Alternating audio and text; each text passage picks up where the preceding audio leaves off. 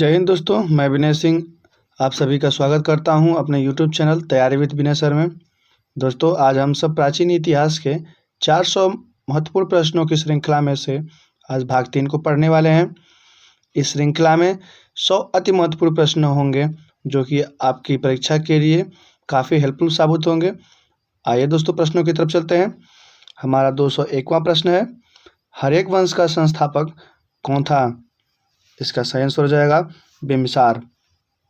अगला प्रश्न है हमारा, बिम्बिसार की हत्या किसने की? दोस्तों बताना चाहेंगे, बिम्बिसार की हत्या अजात शत्रु ने की। अगला प्रश्न है, अजात शत्रु की हत्या किसने की? अजात शत्रु की हत्या उदयन ने की। अगला प्रश्न है हमारा, पाटलिपुत्र की स्थापना किसने की? इसका आंसर हो जाएगा उदयन ने। अगले प्रश्नों की तरफ चलेंगे। हमारा 205वां प्रश्न है, हर्यक वंश का अंतिम शासक कौन था? नाग दशक था। अगला प्रश्न है हमारा, शिशुनाग वंश का संस्थापक कौन था? दोस्तों शिशुनाग वंश का संस्थापक शिशुनाग था। अगला प्रश्न है हमारा, नंद वंश का संस्थापक कौन था? दोस्तों बताना चाहेंगे, नंद वंश का संस्थापक घनानंद था। अगला प्रश्न है 208वां प्रश्न है और एक काफ़ी महत्वपूर्ण प्रश्न है दोस्तों, अष्टाध्यायी किसकी कृति है? दोस्तों बताना चाहेंगे, अष्टाध्यायी पाणिनि की कृति है। अगले प्रश्नों की तरफ चलेंगे। हमारा अगला प्रश्न है 209वां प्रश्न है, भारत पर आक्रमण किन्होंने किया था? दोस्तों भारत पर आक्रमण ईरानियों ने किया था। 210वां प्रश्न है हमारा, भारत पर प्रथम सफल आक्रमण किसने किया था? दोस्तों प्रथम सफल आक्रमण डेरिस प्रथम ने 512 ईसा पूर्व किया था। और अगला प्रश्न है हमारा, भारत पर आक्रमण करने वाला पहला यूनानी शासक कौन था? दोस्तों भारत पर पहला आक्रमण शासक था सिकंदर, जिसने 326 ईसा पूर्व में आक्रमण किया था। 212वां प्रश्न है, सिकंदर की मृत्यु कब हुई थी? दोस्तों सिकंदर की मृत्यु 323 में बेबीलोन में हुई थी। अगले प्रश्नों की तरफ चलेंगे। हमारा 213वां प्रश्न है, सेल्यूकस निकेटर कौन था? दोस्तों सेल्यूकस निकेटर सिकंदर का सेनापति था। 214वां प्रश्न है, सिकंदर के घोड़े का क्या नाम था? दोस्तों सिकंदर के घोड़े का नाम बुकाफेला था। 215वां प्रश्न है, सिकंदर के गुरु का क्या नाम था? दोस्तों सिकंदर के गुरु का नाम था अरस्तु। अगले तरफ प्रश्नों की तरफ चलेंगे। सिकंदर और पोरस के बीच का युद्ध क्या कहलाता है? दोस्तों सिकंदर और पोरस के बीच का युद्ध हाइडेस्पीज का युद्ध, झेलम का युद्ध या वितस्ता का युद्ध कहलाता है। अगले प्रश्नों की तरफ चलेंगे दोस्तों। 217वां प्रश्न है, मौर्य वंश का संस्थापक कौन था? दोस्तों आप सभी जानते हैं, मौर्य वंश का संस्थापक चंद्रगुप्त मौर्य था। 218वां प्रश्न है हमारा, मौर्य वंश की प्रचलित मुद्रा क्या थी? दोस्तों मौर्य वंश की प्रचलित मुद्रा पर्ण थी। 219वां प्रश्न है, सुदर्शन झील का निर्माण किसने करवाया था? दोस्तों बताना चाहेंगे, सुदर्शन झील का निर्माण चंद्रगुप्त मौर्य ने करवाया था। 220वां प्रश्न है, चंद्रगुप्त मौर्य ने जैन धर्म की शिक्षा किससे लिया था? दोस्तों चंद्रगुप्त मौर्य ने जैन धर्म की शिक्षा भद्रबाहु से लिया था। अगले प्रश्नों की तरफ चलेंगे। चंद्रगुप्त के गुरु एवं महामंत्री कौन थे? दोस्तों चंद्रगुप्त के गुरु एवं महामंत्री चाणक्य जी थे। 222वां प्रश्न है, चाणक्य के अन्य नाम कौन कौन से हैं? दोस्तों बताना चाहेंगे, चाणक्य को 22वां प्रश्न है, चाणक्य के अन्य नाम कौन कौन से हैं? दोस्तों बताना चाहेंगे, चाणक्य के अन्य नाम विष्णुगुप्त तथा कौटिल्य है। 223वां प्रश्न है हमारा, अर्थशास्त्र किसकी पुस्तक है? दोस्तों अर्थशास्त्र चाणक्य की पुस्तक है और यह काफ़ी महत्वपूर्ण पुस्तक है, अधिकतर एग्जामों में पूछी जाती है। 224वां प्रश्न है हमारा, भारत का मैकियावेली किसे कहा जाता है? दोस्तों बताना चाहेंगे, भारत का मैकियावेली चाणक्य को कहा जाता है। अगले प्रश्नों की तरफ चलेंगे। मुद्रा राक्षस नाटक के रचयिता कौन है? दोस्तों मुद्रा राक्षस नाटक के रचयिता विशाख दत्त जी हैं। अगले प्रश्नों की तरफ चलेंगे। चंद्रगुप्त के दरबार में आने वाला प्रसिद्ध यूनानी कौन था? दोस्तों चंद्रगुप्त मौर्य के दरबार में आने वाला प्रसिद्ध यूनानी मेगास्थनीज था जिसने इंडिका नामक पुस्तक लिखी। अगला प्रश्न है, मेगास्थनीज कौन था? दोस्तों बताना चाहेंगे, मेगास्थनीज सेल्यूकस निकेटर का एक राजदूत था। अगले प्रश्नों की तरफ चलेंगे, सेल्यूकस निकेटर को किसने पराजित किया था? दोस्तों सेल्यूकस निकेटर को चंद्रगुप्त मौर्य ने 305 ईसा पूर्व में पराजित किया था। अगले प्रश्नों की तरफ चलेंगे। हमारा 229वां प्रश्न है, चंद्रगुप्त की मृत्यु कब हुई?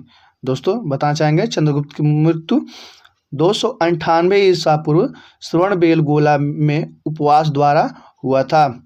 230वां प्रश्न है, गोमतेश्वर की विशाल प्रतिमा किसने बनवाया था? दोस्तों बताना चाहेंगे, गोमतेश्वर की विशाल प्रतिमा चामुंडा राय ने बनवाया था। 231वां प्रश्न है हमारा, चंद्रगुप्त मौर्य का पुत्र कौन था? दोस्तों चंद्रगुप्त मौर्य का पुत्र बिंदुसार था।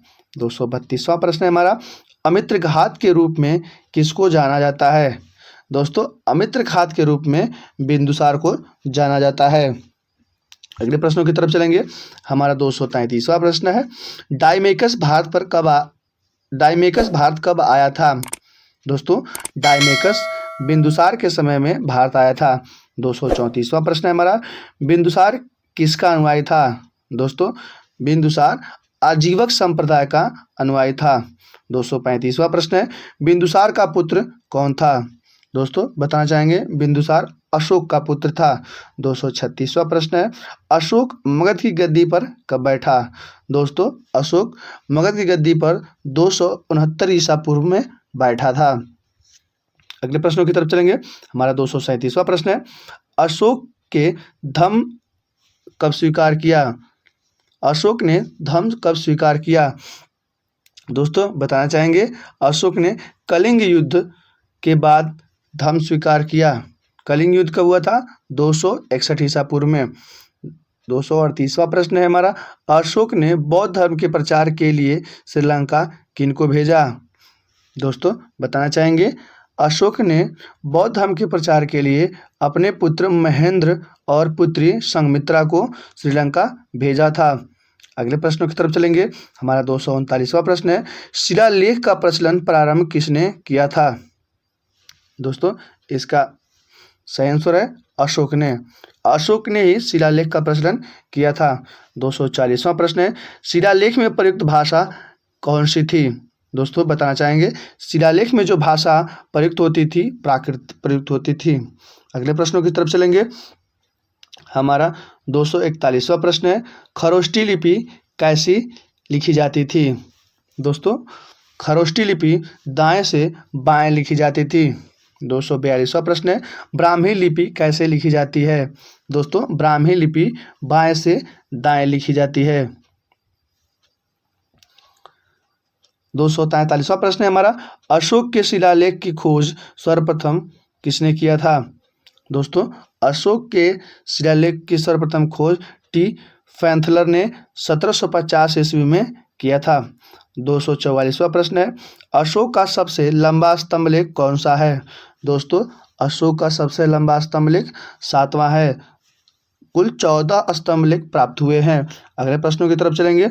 हमारा 245वां प्रश्न है, अशोक के अभिलेख को सर्वप्रथम किसने पढ़ा था? दोस्तों अशोक के अभिलेख को सर्वप्रथम जेम्स प्रिंसेप ने पढ़ा था 1837 ईस्वी में। 246वां प्रश्न है हमारा, अशोक का सबसे छोटा स्तंभलेख कौन सा है? दोस्तों अशोक का सबसे छोटा स्तंभलेख रुमिन देई है। 247वां प्रश्न है हमारा, अशोक का नाम अशोक किस अभिलेख में मिला है? दोस्तों अशोक का नाम अशोक मास्की एवं गुर्जार अभिलेख में प्राप्त हुआ है। 248वां प्रश्न है हमारा, अभिलेखों में अशोक को क्या कहा गया है? दोस्तों अभिलेखों में अशोक को देवनाम प्रिय कहा गया है। अगले प्रश्नों की तरफ चलेंगे हम। हमारा 249वां प्रश्न है, अशोक ने स्वयं को मगध का सम्राट बताया है। दोस्तों अशोक ने स्वयं को मगध का सम्राट भाब्रू शिलालेख में बताया है, जो कि हमें राजस्थान से प्राप्त हुआ। 250वां प्रश्न है हमारा, कलिंग युद्ध का वर्णन किस अभिलेख में है? दोस्तों कलिंग युद्ध का वर्णन 13वें शिलालेख में है। 251वां प्रश्न है, सांची का स्तूप का निर्माण किसने कराया था? दोस्तों, सांची का स्तूप का निर्माण अशोक ने कराया था। 252वां प्रश्न है हमारा, श्रीनगर की स्थापना किसने किया था? दोस्तों, बताना चाहेंगे श्रीनगर की स्थापना अशोक ने किया था। अगले प्रश्नों की तरफ चलेंगे।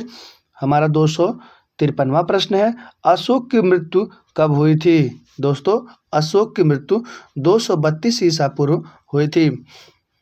हमारा 254वां प्रश्न है, मौर्य वंश का अंतिम शासक कौन था? दोस्तों, मौर्य वंश का अंतिम शासक वृद्धरथ था। शुंग वंश की स्थापना किसने की? दोस्तों, बताना चाहेंगे शुंग वंश की स्थापना पुष्यमित्र शुंग ने की थी। 256वां प्रश्न है, शुंग शासकों की राजधानी कहाँ थी? दोस्तों, शुंग शासकों की राजधानी विदिशा थी। अगले प्रश्न की तरफ चलेंगे। हमारा अगला प्रश्न है, पुष्यमित्र शुंग ने कितनी बार अश्वमेध यज्ञ कराया था? दोस्तों, पुष्यमित्र शुंग ने 2 बार अश्वमेध यज्ञ कराया था। 258वां प्रश्न है हमारा, महाभाष्य किसकी रचना है? दोस्तों, महाभाष्य पतंजलि की रचना है। अगले प्रश्नों की तरफ चलेंगे।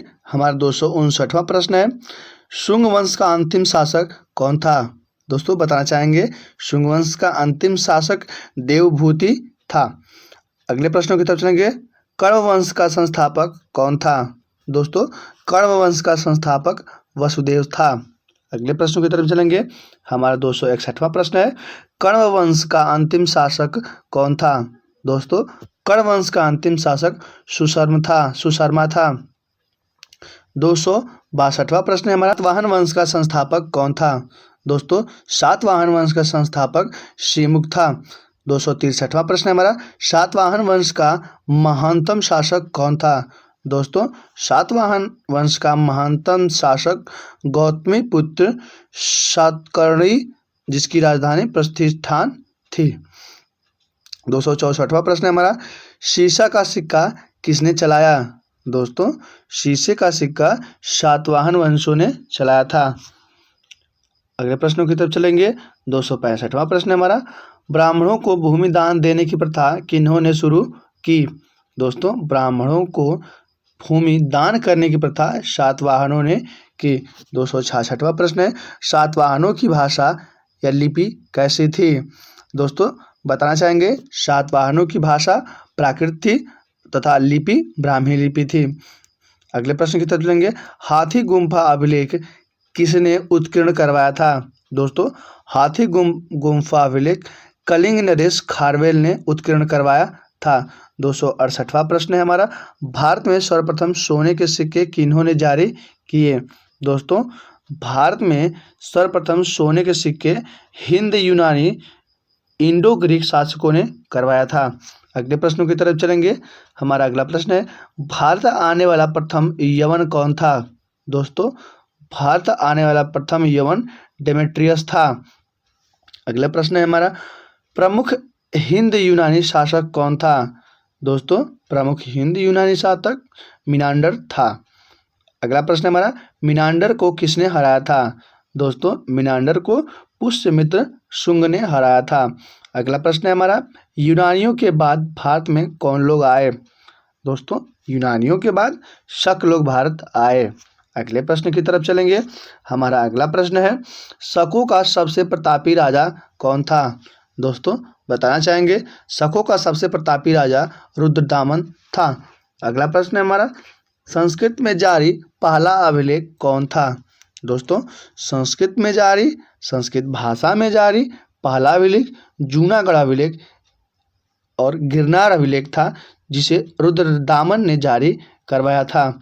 अगला प्रश्न है हमारा, कुषाण वंश का संस्थापक कौन था? दोस्तों, बताना चाहेंगे कुषाण वंश का संस्थापक कुजुल कड़फिसेस था। 276वां प्रश्न है हमारा, सॉरी दोस्तों, ये थोड़ा गलत टाइप हो गया है, इसे कुषाण वंश होना चाहिए था। ये कुषाण वंश होना चाहिए था। कुषाण वंश होना चाहिए था। कुषाण वंश का प्रसिद्ध शासक कौन था? दोस्तों बताना चाहेंगे कुषाण वंश का प्रसिद्ध शासक कनिष्क था। अगले प्रश्न की तरफ चलेंगे। कनिष्क की पहली राजधानी कहाँ थी? दोस्तों कनिष्क की पहली राजधानी पुरुषपुर थी।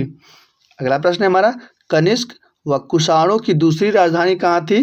तो मथुरा थी। अगला प्रश्न है हमारा, कनिष्क के दरबार में कौन कौन लोग थे?